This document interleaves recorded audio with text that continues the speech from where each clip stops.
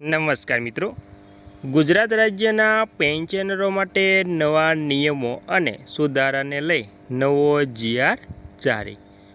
તો મિત્રો, શું છે પેન્શનરો માટે નવો જીઆર, તેની સંપૂર્ણ વાત આપણે કરવાના છે।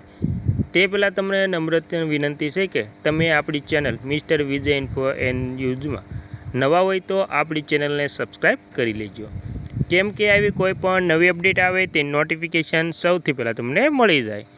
અને મિત્રો, વિડીયો ગમે તો લાઈક પણ કરી દેજો। તો મિત્રો, જો તમે જાણો છો કે ગુજરાત રાજ્ય સરકાર પેન્શનરોના હિતમાં અનેક પેન્શનની યોજના જેવી મેડિકલ ભથ્થું, મોંઘવારી ભથ્થામાં વધારો કરતી રહી છે, તેવું જ એક નવો જીઆર પણ જાહેર કર્યો છે।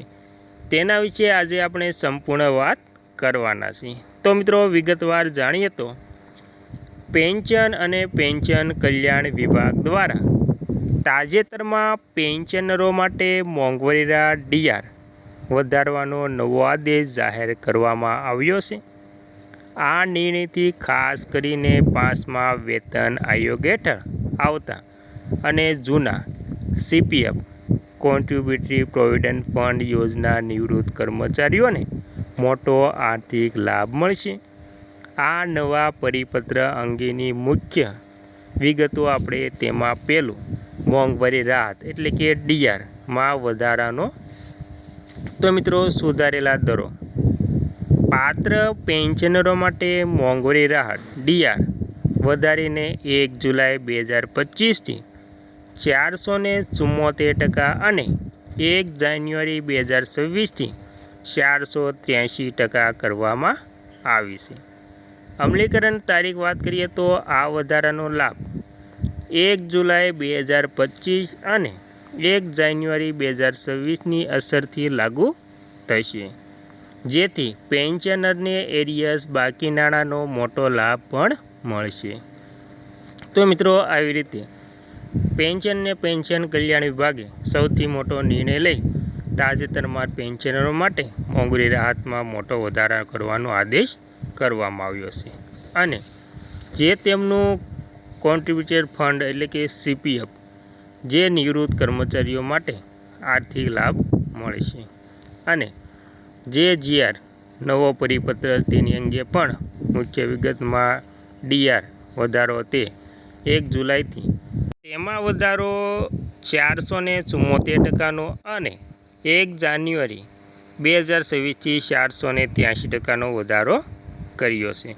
આવી રીતે વધારો કરવામાં આવ્યો છે અને 2026થી પણ વધારો થયો છે। ત્યારબાદ કોને લાભ મળશે, તો તેમાં વિગતવાર જાણીએ તો સીપીએફ લાભાર્થીઓ 18 નવેમ્બર 1960થી 31 ડિસેમ્બર 1985 દરમિયાન નિવૃત્ત થયેલા અને એક્સ ગ્રેશિયા એટલે કે એક્સ ગ્રેશિયા ચૂકવણી મેળવતા કર્મચારીઓ, વેતન આયોગ 5મા વેતન આયોગના દાયરામાં આવતા જૂના કેન્દ્રીય કર્મચારીઓ, ત્યારબાદ પરિવારજનો।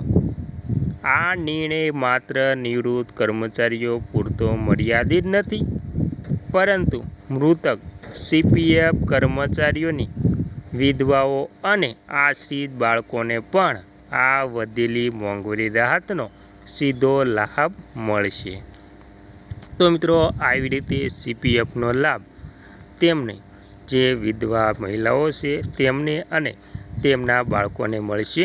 ત્યારબાદ ગુજરાત રાજ્ય સરકારના અન્ય તાજેતરના પેન્શન નિર્ણયો, જો તમે ગુજરાત સરકારના વિશિષ્ટ નિર્ણયો વિશે જાણવા માંગતા હોય તો રાજ્ય સરકારે અગાઉ આ મહત્વપૂર્ણ ઠરાવો પણ કર્યા છે। લઘુત્તમ પેન્શન ₹9,000 ગુજરાત સરકારના જાહેર સાહસો, બોર્ડ અને કોર્પોરેશનમાં કાયમી ધોરણે સમાવિષ્ટ થયેલા કર્મચારીઓ માટે 7મા પગાર પંચ મુજબ માસિક લઘુત્તમ પેન્શન ₹9,000 મંજૂર કરાયા છે। ડિજિટલ લાઈફ સર્ટિફિકેટની પણ વાત કરીએ તો તેમાં રાજ્યના પેન્શનરો માટે હયાતીની ખરાઈ કરાવવા ડિજિટલ લાઈફ સર્ટિફિકેટ સાથે જે સ્વઘોષણાપત્રને માન્ય રાખવામાં આવ્યું છે. તો મિત્રો આવી રીતે પેન્શનરો માટે પણ જે 9,000 લઘુત્તમ પેન્શન છે તેમાં ગુજરાત રાજ્યના સાહસો બોર્ડ અને કોર્પોરેશનમાં કાયમી ધોરણે સમાવેશ થયેલા કર્મચારીઓને 7મા પગાર પંચ મુજબ જે પેન્શન માસિક લઘુત્તમ છે તેમાં 9,000 મંજૂર કરાયું છે.